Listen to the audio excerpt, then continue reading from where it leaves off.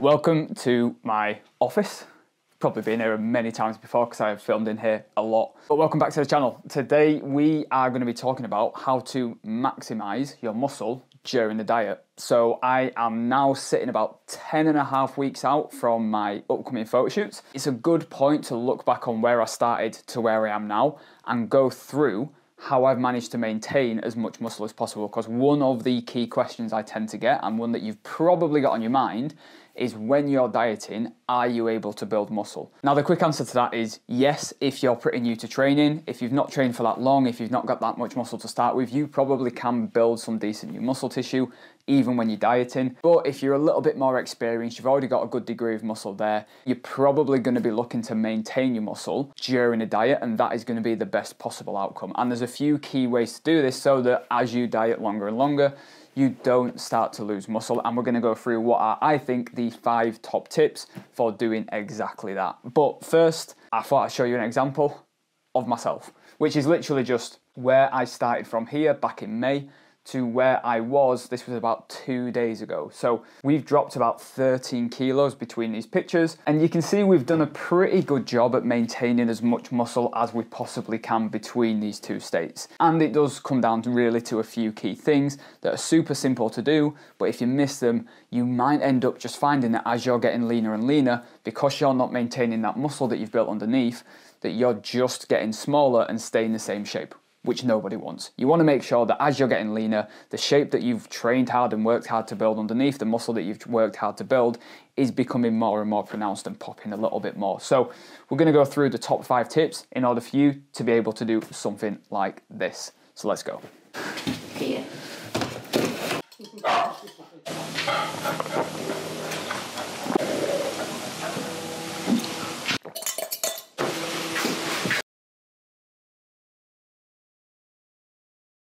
All right, so we are literally just outside the gym. We're about to go in to train pull, but before we do, we're gonna go through tip number 1. So in terms of the best approach to maximizing your muscle when you're dieting, it's gonna start with the timeline that you give yourself to get lean. So if you are literally, especially as a natural, trying to get as lean as you possibly can, as quick as you possibly can, you're probably gonna risk losing a bit of muscle tissue if you're having to push quite an aggressive deficit. So one of the best things that you can do to maximize and maintain the most muscle possible as you're getting lean is just give yourself more time. So try and aim to look to drop around 0.5% of your body weight a week, 1% at most. It's gonna mean that yes, you're dieting for longer, yes, the process is gonna take longer, but as you get leaner and leaner, you're gonna have maintained much more muscle, because one of the biggest mistakes people make, trying to drop their calories as low as they can possibly get them, and it just means that their body starts breaking down stored protein and stored muscle tissue to convert that into energy and make up for that decrement in calories coming in. So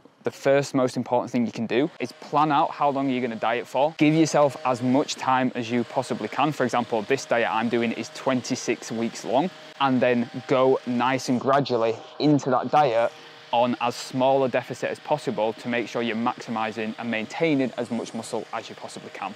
So let's say, for example, you want to drop about 10 kilos to try and get lean. Instead of saying you're going to drop 10 kilos in 10 weeks or even 8 weeks and doing it as quick as you can, I would literally give yourself about 20 weeks to drop that amount of weight. Because remember as well, as you start to get leaner and leaner, you're not going to drop weight quite as quickly. You might drop more kilos in the first few weeks, and then as you're getting leaner, that is going to slow right down. And you want to make sure when that happens that you're still not pushing as aggressively, because that's when you're going to risk a lot of muscle tissue loss. So make sure you're giving yourself much longer than you need, accounting for any trips or anything coming up, and you'll be in a pretty good spot.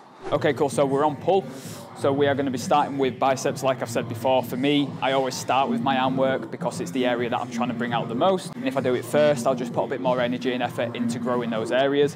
So we're going to start on a single arm preacher curl, get our biceps nicely warmed up, and then we'll be moving into a bit of a mechanical drop set on a cable bicep curl after that.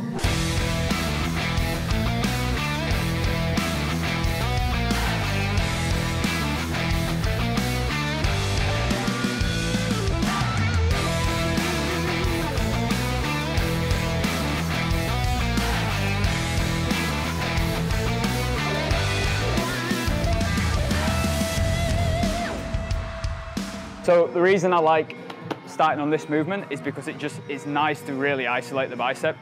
And it's quite nice doing it on a cable with this bench set up here if you've got the space to be able to do it. So you want to literally just make sure that you're driving the top of this bench into your armpit so you're nice and fixed in position. And then as you're driving up, you really want to focus on pushing your elbow back into that bench and squeezing that bicep as much as you can, with a little bit of a rotation of that little finger to your back here at the top there to get as much of a peak as you can possibly get. And because of the bench, it just reduces any sort of momentum or swing out of the movement so that you're really able to isolate that sort of weight onto the bicep as much as possible and get them really firing at the start of the workout. So we're on to cable bicep curls, so the second bicep movement, the last bicep movement, so I'll normally do 2 before going into pull or back, whatever you want to call it. So we are literally doing a mechanical drop set on a cable bicep curl.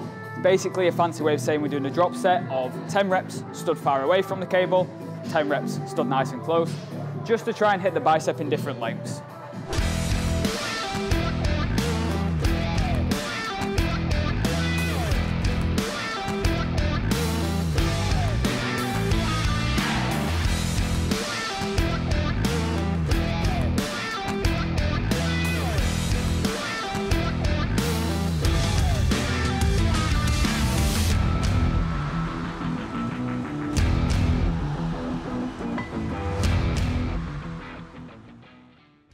So tip number 2, when it comes to maintaining as much muscle as you can, obviously we're going to be chatting about protein. Hey, I got you guys a protein shake. Awesome, I love protein. I know you love protein, I love protein too. So you do need to make sure that you are getting enough protein in. Now, when you're dieting and you're in deficit and your body's more likely to be breaking down muscle tissue for energy, you want to make sure you're getting in more protein than you maybe normally would do. Now, research would probably say anywhere from 2 grams per kilo upwards. Personally, from my own experience and with clients, I like to go anywhere from 2.4 grams per kilo of body weight up. So again, if you're a 100 kilo individual, that's 240 grams of protein or more. If you're a 50 kilo individual, that's maths I'm not even able to do off the top of my head.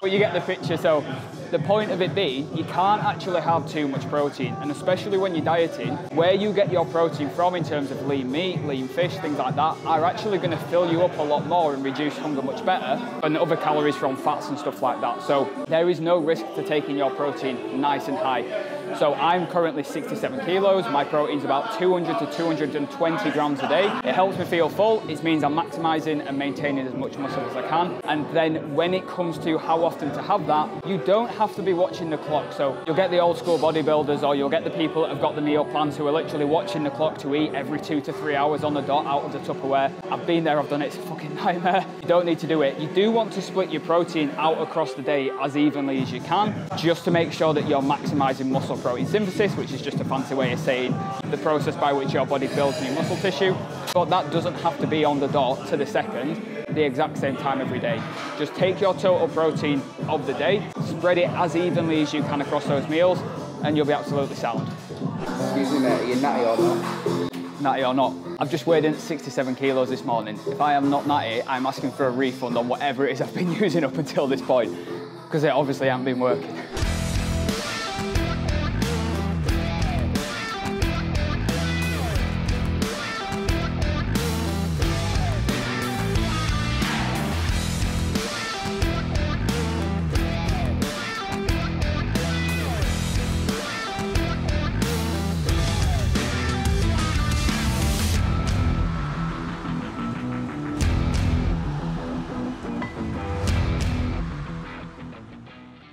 Okay, so tip number 3 is training intensity. So as you're going through your diet, you're going to notice that you're going to feel a bit more fatigued. You're going to notice that it's going to take you potentially a little bit longer to recover between workouts. And that effort going into your sessions might be a little bit harder just because of the calorie deficit that you're in. But you need to make sure that your training intensity stays the exact same throughout that diet. So that doesn't necessarily mean that you're aiming to hit PBs in strength, because that's probably not going to happen. But it means the amount of effort you're able to put into those sets stays the exact same. Whether that means that you take the weight down and do a few more reps, or you literally just look to match your weight and reps from the previous week. One of the best ways to do that is to use a logbook.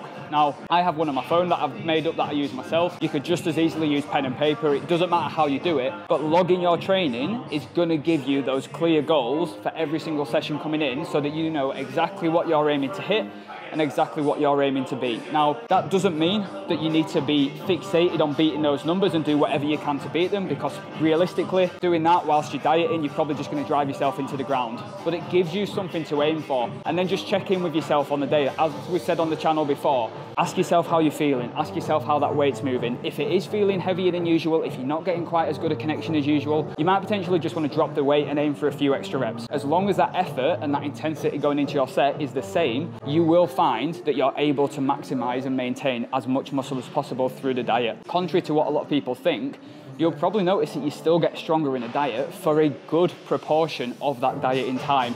It's not until you start to get really, really lean that you might start to notice some decrement in how much you can lift on certain movements and exercises. But for the most part, you'll probably find that your strength's absolutely fine. So use a logbook, keep your training intensity high, and you'll be able to maintain as much muscle as possible. So that's pull down done, first lat based movement is done. We'd normally now go on to an upper back movement with a pendlay row, but we can't currently get on where I need to get on. So we're going to move straight on to the second lat based movement, which I normally use as a little bit of a finisher, which is the seated machine row. So again, nice neutral grip. We're going to be focusing on the lats here. So we're going to get into this. I think we've got 2 sets. Yeah, so we've got a top set of 8 and a back off set of 12. So last week I got 95 for this for 6 reps. So I'm going to try go 95 again and aim to get closer to 8, which, given that I've not had to do my upper back row movement first, we hopefully should be able to hit this week.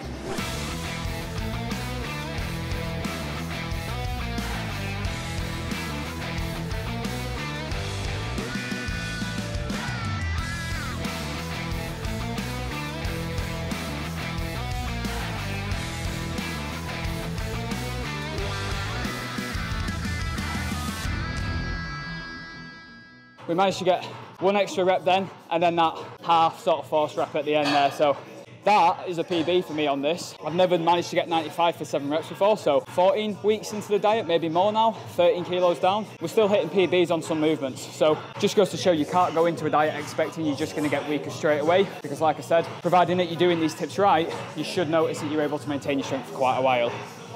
That leads nicely into point number 4, which is about nutrient timing, or more specifically in this case, carbohydrate timing. So we know that carbohydrates are a good source of sort of fast, immediate energy. They fill you up. We want to make sure when you're dieting and when carbohydrate intake is starting to get a little bit lower and lower, that you're putting a good chunk of those carbohydrates around this training window. So coming into the workout, you want to make sure that you've had a relatively good amount of carbohydrates. So how I would typically split it would be about 35% of my daily carbohydrates before I train, about an hour before I train, and then do another 35% of my daily carbohydrates after I've trained, and then I would split the remaining carbohydrates wherever I want really across the day. But doing that, it means you're going to be coming onto your workout with plenty of carbs, you're going to be looking a little bit fuller, you're going to have a bit more energy to put into your workout, and then again, once you've trained, you're going home, you're getting some more carbs in. It's going to help with recovering a little bit quicker. It's going to help filling you up after that session if it's made you feel a little bit hungry. And it's just going to help overall with maintaining that performance and that muscularity in the gym. So really, really good idea. Put a good chunk of your carbohydrate intake around that training window. That's tip number 4.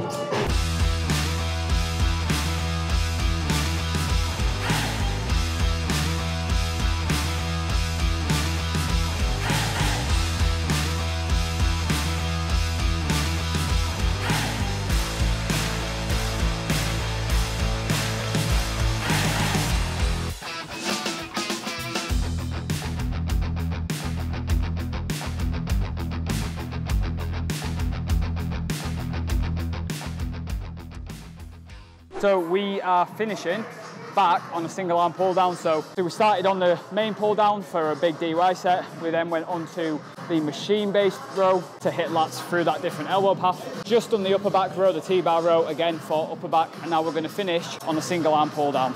These are just a really nice movement to finish on for the lats, just to get a really nice squeeze and contraction to get them nicely finished off before we then meet up with John, because we're going to be doing a little bit of posing, so you guys are going to get to see how terrible I am whilst I'm learning to pose, which should be a good laugh.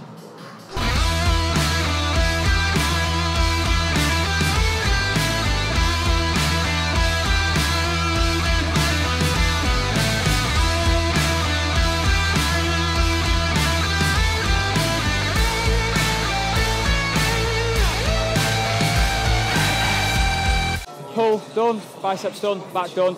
And brings us nicely on to tip number 5, the last tip, which is recovery. So if you're not recovering between workouts, you're gonna struggle to maintain any form of decent intensity. You're gonna struggle to maintain any form of muscle mass. You need to make sure, because as I've said before on the channel, you're only going to grow muscle at the rate at which you can recover.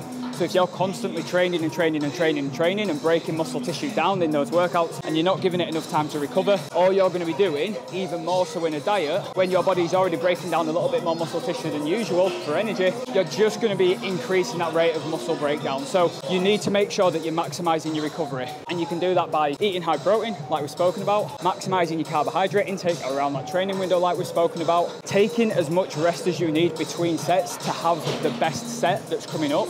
So you're not timing your sets, you're not minimising rest time that's going to affect your performance in the next set. And then sleep. Sleep is going to be massively crucial because when you're dieting, your body's under a hell of a lot of stress, both physical stress and emotional, mental stress from the diet itself. If your sleep isn't on point, life is going to be very difficult, hunger is going to be high, craving is going to be high. You need to make sure that your sleep is in a good routine, 6 to 8 hours a night, go to bed at the same time, wake up at the same time, sleep in as dark a room as possible, as quiet as possible. The conditions that you know work well for you to get good sleep, those need to be on point so that you're recovering properly between each session, that you're maintaining as much muscle, your muscles repairing as much as possible between each workout, and then you can keep pushing as hard as you can possibly can in your sessions to maintain as much muscle and have as much shape as possible as you get leaner and leaner. So that's tip number 5. We're going to go wrap up now and meet John upstairs for a bit of posing.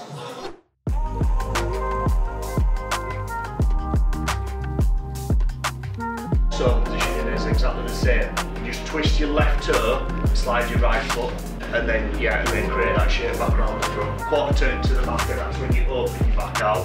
So yeah, I would just roll, pivot, take your elbows back and touch. Just go a touch higher with your forehand. Yeah, just a touch higher with your elbows. There, and then you'll create back double bicep from there. Try and create a line with your hand. Bicep above your shoulder line. Yeah. That looks really good. And then from there, you're going back to the other side, so we're literally going to twist toe in. You make me happy.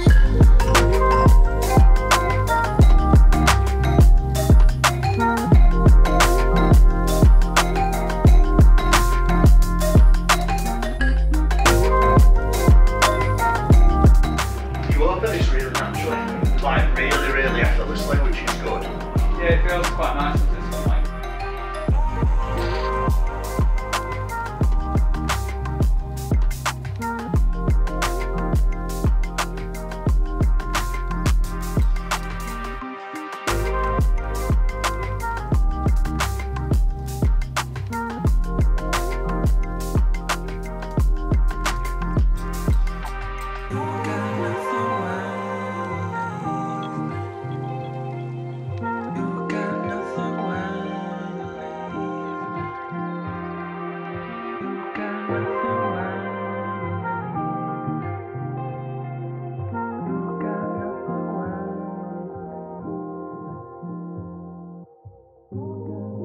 So that was the third, I think, maybe fourth session I've had with John in terms of learning to pose. Now, this almost is like a bonus tip number 6. If you're looking to try and get as lean as possible and highlight as much muscularity as possible and see what muscle you've built underneath, it makes sense to try and learn how to hit a few poses like that. Now, you don't need to go to the extent of hiring a posing coach. This was just out of my own natural interest, but just having a quick watch on YouTube of a few different poses and actually get an idea of how to show off that muscle in the best possible light, it's gonna show you where you're getting leaner, the areas that you're coming out a little bit more in, your strengths, your better areas, your bigger areas, potentially your weaker areas that you can focus on in future training plans and everything like that. So actually just learning to pose and learning how to hold yourself, and as well learning how to contract your muscles and hold those, which will transfer into your training a little bit so you can hit your muscles in training a bit more, can actually be really beneficial. So bonus tip number 6, if you want, is actually learn to pose a little bit. Don't feel daft. Like, I felt ridiculously stupid the first time I did that. I didn't feel like I was big enough to work with a posing coach. I didn't feel like I knew what I was doing. I felt like I'd be out of place, but actually once you start to pick it up, it can be pretty good for motivation. So definitely bonus tip number 6, give that a go whilst you're dieting. So guys, that is it. That is the end of the episode. We are back at the flat now, which is literally just over there. I'm gonna go back and get some post-workout and crack on with the rest of the day. And so those were my 5 top tips to maximize your muscle as much as possible when you are dieting. And if you enjoyed that, go and check out this video here on how to make fat loss easy so that you can get a better result. Guys, as ever, don't forget, like and subscribe to the channel. And with that, I will see you in the next video.